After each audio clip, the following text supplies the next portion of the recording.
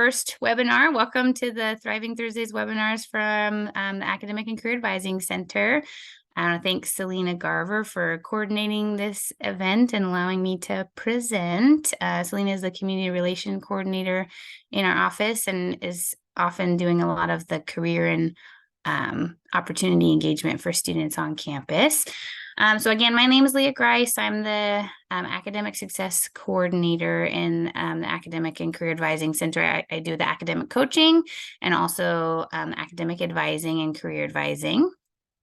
Today, I'm going to talk about time management. And first off, I just want to let y'all know that time management, as a lot of things, that is all very individualized. So I will give some tips and tricks today, or a strategy or two, but really figuring out what works best for you is kind of a trial and error, right? So some stuff I might talk about that you might be like, yeah, I can try that. And some stuff you'll be like, that definitely won't work. And that's okay, right? Everyone is different and has different strengths. And so knowing that there's not a magical key fix, one size fits all thing for everyone in time management. And it's a ever evolving process. So still 10, 15 years after college for myself and having a career in this stuff, I still have trouble managing my time well, right? So learning and growing and taking information in and trying different things and then adjusting as you go is the best way to do it. So with that, we are going to just think about your ideal week. So overall, it's at the end of the week, right? You're feeling good, you're relaxing, you're not feeling stressed, you got enough sleep, your to-do list is done, you had time for yourself. Overall, you were present and engaged with your family and friends throughout the week when you were with them. You already have plans for the weekend, you know what's going on, and you're not worried about what's coming on Monday. So basically, you'll hear me, if you're interacting with me in other spaces as well, hear me talk about filling your own energy cup, right? So at the end of the week, you're energized and not depleted, right? So you're not feeling burnout. You know exactly what's coming up. So knowing that this is ideal, and what ideal means is, right, that it probably is not always achievable, and that's also okay, right? Like we were thinking about overall, if you are magically in this space, thinking about how and what that looked like for you, visioning that or having an idea of what things happened during your week to get you to this point is helpful as you make decisions about how to spend your time. So just having this in the back of your head or as your foundation for your time management is, what does my ideal week look like? And is this activity I'm doing filling my energy cup or draining it? And how do I balance that? So as we're going through it, things to think about with an ideal week, right? So having an ideal week template, and we'll kind of walk through how to create this. It helps you manage your decision fatigue, right? So oftentimes I'll hear students and faculty staff say, I had a time planned to do such and such, right? A project, homework, whatever it looks like. But when I got to it, there was too much on my to-do list. I didn't know where to start. So I decided not to do something, right? So this ideal week template kind of helps you strategically think about how you're spending your time. And that takes away the, oh my gosh, what am I going to do today question. We are always making decisions, right? And so the more energy you're using for engaging in different spaces and doing different things, the less energy you have to make a decision. So if you often are stressed out by the what am I going to have for dinner tonight question, right? That is decision fatigue, right? So you have made so many other decisions your whole day, having to make another decision just feels stressful. So it's easier not make a decision, right? So imagining your ideal week and having that as your foundation proactively manages your decision fatigue. I mentioned this already, but ideal does not mean perfect, right? Perfect does not exist. It is impossible and often sets us up for more stress, or then if we don't meet what we think is our perfect or ideal week, we then will internalize that as we failed. We're not good at this, right? So none of that is the case. we're all learning and evolving, and we're not aiming for perfection. We're thinking about just knowing what the best possibility looks like, and then having that as a goal, right? Knowing that the likelihood that our ideal week actually coming to fruition is likely never going to happen, but that's okay, right? So having this as a goal or the best possibility of an outcome, and then giving yourself grace as you're moving through your week and life happens and things shift, to having that flexibility and adaptability to shift things as you need. And when the time comes to figure out how to shift or what you need to shift, if you need to shift something, knowing what your ideal week looks like, knowing what you value in your time and your space, will help you make that decision more purposefully, right? So there's power in this process, right? Knowing that the ideal week may never actually happen, but the process of thinking through what your ideal week looks like and having a basic template of what that looks like helps us be purposeful when you get an option of choices as what to do with your time, right? So thinking through this is helpful, just doing the process, knowing that the ideal week will probably never happen, and that's okay, right? Okay, so the strategy I'm going to focus on today is time blocking. Sometimes you might have heard it as time boxing, but basically having a weekly view, right? So a Monday through Friday, if you just want to focus on the work or school week, or including your weekends if you're managing things on the weekends too. But a weekly view with an hourly structure. So you'll see every day with a 7 a.m. to 7 p.m. or a 12 a.m. to 12 p.m., right? So however that looks and where you're managing time. You don't have to block everything off, right? You don't have to put in when you're sleeping, but right, knowing that overall viewing your ideal week in a weekly view is the most helpful. Again, the ideal week process and the time blocking, well, this is the strategy we're using to block out or show our ideal week, right? So this will help you with decision fatigue. So when it comes to Monday at 3, rather than deciding, okay, I have 3 hours, what am I going to do with my 3 hours? It's you've already decided, right? You've spent some time, blocked out your schedule. You know what's happening Monday at 3, right? It also is nice because it incorporates long-term, right? So in terms of, you can look at the upcoming weeks and say, okay, I have a test next Friday, right? So then you can decide how you're going to study for that test and plan that out this week. So it helps incorporates long view of stuff, and then short term, like to-do list, what you're going to prioritize for the day. It kind of allows you to do that all at once, in a kind of a middle ground, right? So ideally, again, knowing that ideal probably will never happen fully to how you expect it to, you would have a to-do list or like a priorities for today, right? A short term, you'd have a weekly view of stuff, and then you have a semester view of, like, so you can see, okay, in end of October, I have this project due, right? So this kind of allows you to incorporate all 3 of those to a certain extent, because I know the hardest part too of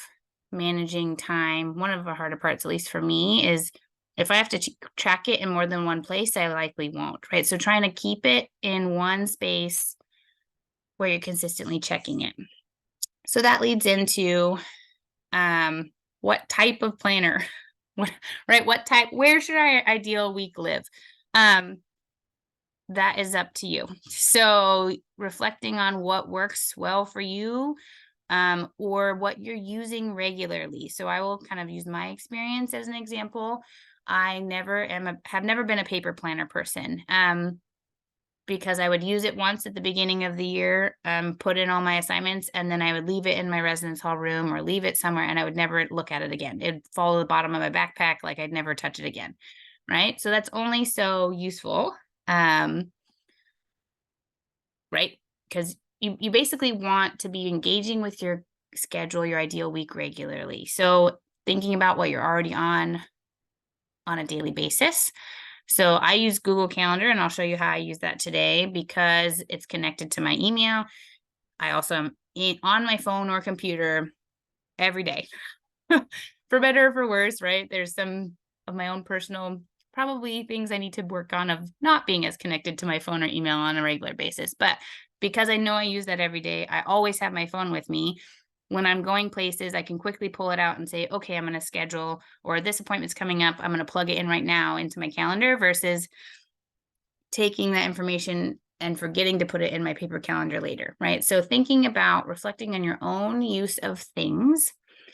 And again, we're using a weekly view. We're using this time blocking idea. It does not mean it's the only way, right? So if it's not working for you, that is okay. And we would try and reflect on what does work, what is working, or how do we incorporate the strengths of where you're at and apply that to time management. So this is one way to do it. Does not mean it's the only way. And I'm always happy to dive in this more deeply with you all individually as well, if you'd like to after today. So we're going to use a weekly view, and then I will use Google Calendar today, but knowing that this sort of imagining and outlining process can be in any format, as whatever format works for you.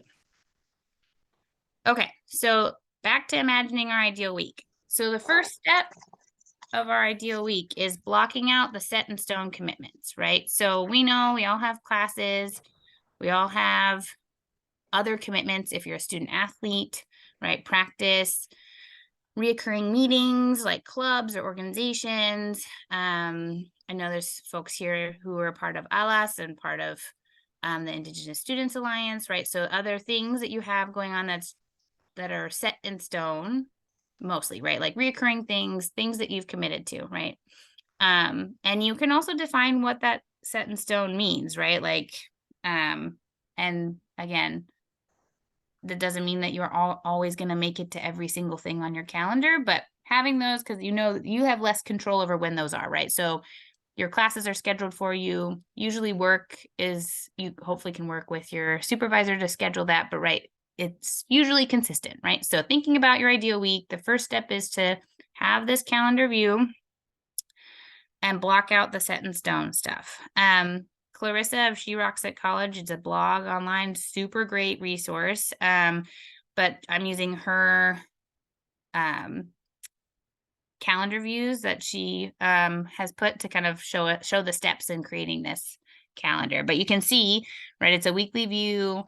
Her showing right now is 8 a.m. to 8 p.m., right? So you don't have to have a 12 a.m. to 12 p.m. view, whichever view works for you in terms of when you're going to want to be tracking things.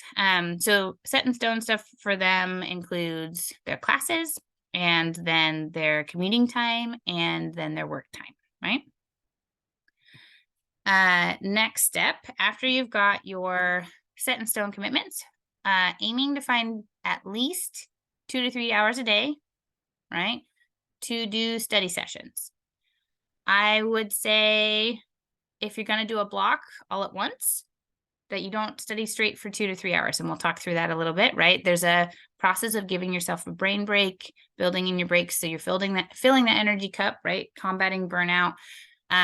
But blocking off your study session times, right? So I will say this too, 2 to 3 hours is probably the minimum a day you're wanting to find. If you're in 16 credits, it's probably closer to 4 to 6 hours a day, which is a lot and can be overwhelming to even try and find that, right, in your day. So do your best. And again, aiming for at least 2 to 3 hours and knowing, right, this is an average. So for this example, they have English, writing, biology, college algebra, and social psych for their classes, right? Maybe social psych and writing takes up more time than algebra and biology or vice versa, right? So maybe they only study for social psych an hour or 2 a week because it is a review or they taking information before versus biology is taking 2 to 3 hours a day, right? So again, an average does it, but kind of you paying attention to how much time each week it's taking you to finish assignments and right? Knowing what assignments are more day-to-day assignments versus long-term, right? There's a lot of this that's really individual. So, but on average, looking for 2 to 3 hours a day at minimum to set aside for studying. Um, Once we've got our ideal stuff and our study time in, I would block out time for things that are most important to you. So these are our bucket fillers, right? This is our energy cup fillers. And I would argue, and there's another resource that I used, the Ideal Week resource, another blogger who I got this from, she argues to do this part first, right? So thinking about the stuff that is most important to you to fill your bucket, put that in your calendar first, even before your committed time, mostly because in our society, we do not prioritize ourselves, right? And we often put ourselves last. And so therefore, we're dealing with a lot of burnout or tiredness, energy drain, because we're doing all the things that everyone else is asking of us first, right? So making sure to prioritize time. Clarissa, if She Rocks at College, has it in like half day sessions, or like she has some on Saturday and some on Sunday. I'm going to show you my example in a second. I've built in an hour a day, right? So I would argue find time for yourself every single day, even if it's 15 minutes throughout your day, that adds up to an hour, right? Like basically being really in tune to your energy levels and what you need, and prioritizing yourself so that way you can then continue to do things like schoolwork and other things, right? We can't give if we don't have anything to give from. So thinking through that. And again, this is step 3 on the way Clarissa did it. It's step 1 on the way that another person does it. I would argue that that is the most important. But sorry, there's a dog out my window. You hear in the background. So block out things that are most important to you. Aim for 2 half days if you can, or an hour a day.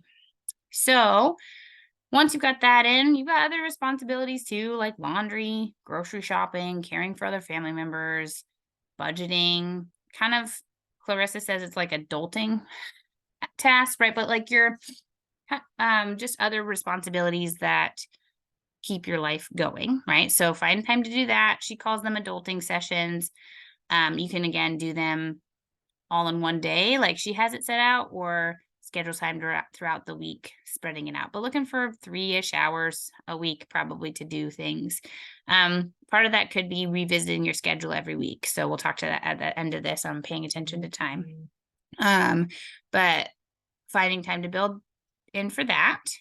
And then last is your routines. And this is why I didn't show you mine originally. So once it's all blocked out, it's really overwhelming, right? Looking at mine, right? This example right here, right? Like this is from 7 a.m. to midnight. And looking at this it stresses me out, right? There is no white space. So you definitely don't have to do it as specifically as I did, but you can see, and actually I'm going to pop over into the actual example real quick so I can kind of play with it. But right, I have transition time. I have walk to class, wake up, get ready, getting ready for practice. My example includes practice for a student athlete and then like competition time on the weekends, right? But I have blocked off every single time. I have personal time, unwind time. I have my social time. Again, you don't have to do this detailed, right? I would say having time, like your class is obviously in there, your priorities for like scheduled things you already have going, and then yourself are the most important, and your study sessions. But you don't have to, like, if after dinner on 8 p.m. you don't have to plan your evenings, right? Like decide how detailed you want to get, or if you just want to leave it open, like with Clarissa's example. She says basically the having this extra white space to see, then you're like, you can do that with whatever you want to do with that, right? That's your extra time. So that is a way to do it too, in terms of leaving some extra white space if this view is super stressful. One benefit though to Google Calendar, and this is what I'll quickly show you since we're coming close to time, is that if say I plan to study at 1 p.m. on Sunday, but I didn't get to it, I could then shift it. So I'm like, oops, I didn't get to my study session. Life happened. I hung out at brunch more, and then I actually went grocery shopping. So like didn't get my study session time. I'm going to find this 2 hours somewhere else, right? So I still need that 2 hours, but I'm going to shift it. So I can drag and drop my Google thing and say, okay, instead of doing my social time on Monday, because I did more social time on Sunday this week, I'm just going to drag and drop it, apply it to this event, and now it's over here, right? So basically, drag and drop, rearrange. And now I know that instead of my social time in the evening on Monday, because I did more social time on Sunday, I can just easily swap it. So this is also why I use Google Calendar, or a electronic version of calendar management, is because of the easy swapping and adjusting. If it's paper for me, then I'm like, oops, now I have to go in and erase, and I don't often erase, right? I'm using markers and color coding, and so it's just easier to adjust a non-paper version for myself. So that's one of the benefits I like. Also, when you're planning in your classes in Google Calendar, so you can just, here, I'll give you an example on in a blank space. If you know where you want to put it, you just click and drag, and then it will pop up. You write in your title, but it has this repeat or does not repeat section. So if you know it's always going to happen at 6 a.m., say you're doing lifts for football or something, for sports, total technical terms. But you can say it happens on Monday, and it happens on Monday every day until the end of fall term. So I can go into December and say, okay, fall term ends on the 5th of December. It's on Mondays, and then hit done, and then hit save. And now I know my lifts are at 6 a.m. in the gym on Mondays, and I got to move my Zoom out of the way. But now it's every week now on Mondays at 6 to 7 a.m. Right. So that's a benefit of being able to plan it in once and then just have it apply to all your weeks for the semester. Is super nice. Another tip, paying attention to time too, I know we're almost done, is in a study session area, right? So I know I have study session and snacks built in on Tuesdays from 12:30 to 4, right? But I don't always have what I'm going to study during that time, right? So then each week, right, I have this plan out my study session time on the morning on Sundays, right? You can decide if you want to do it weekly, or sometimes, like I'm right now living my life by the day. So in the evening before I go to bed, I look at my schedule for tomorrow, say, okay, I have project time built in, I have study session time built in for tomorrow. What am I going to do tomorrow during that time? And I really quickly, I'm like, okay, first hour is Spanish. Second hour, right, I'm building in a break. So first 45 minutes is Spanish, second 45 minutes is bio. Third 45 minutes is FYS, right? And you can do that overlaid on top of your study session. So you're almost your to-do list, right, during the day is on your calendar. And again, right, it may not happen ideally, right? So you're like, oops, Spanish took longer. I'm moving bio to Wednesday, right? So you've got some flexibility, and knowing again that this is your ideal week and it probably won't happen as you expected to, because life is life, but knowing that what you hope to do and having an understanding or an idea of what your ideal week is helpful in terms of making decisions with your time as interruptions happen, right? Okay, last few things, really quickly, block out your times. Revisiting it regularly once a week or every evening, if you're depending on how you're doing that, is helpful to know what's coming. And then prioritization. So how do you know what you're going to study within those times, right? So break down larger projects into smaller chunks. If it's due first, get it done first, or if it's worth more, and get it done first. So analyzing what's worth more points in your classes and focusing there, determining to help, like, okay, I have so much going on. What do I focus on first? Again, there's a lot of information here and not a lot of time today. So if you want to talk more about any of this stuff, you can connect with me, which is I have the Pacific Advantage for Student Success program, which is academic coaching. You have individual appointments available 2 to 3 times a semester or more. Both Sarah and Keita are on this call today. They work in my office as well, or in the ACA. They're going to be academic coaches too soon. So we'll have lots of access to folks who can help you build this out on your own individually after today. And then if you have questions, this is my contact. If you find me in Google or then Gmail, just send me an email. There's also an academic coaching website and other things, but this is where I'm at for the fall. And is there any questions? Heidi, anything coming in the chat that we missed? Nothing at all. I think that's very thorough. Thank you, Leah. Yeah. Well, I want to be mindful of time. It is pretty actually right on the money. I'm going to stop sharing. If anyone does have questions, feel free to pop them in the chat. Thanks, Selena, for your little celebratory emoji.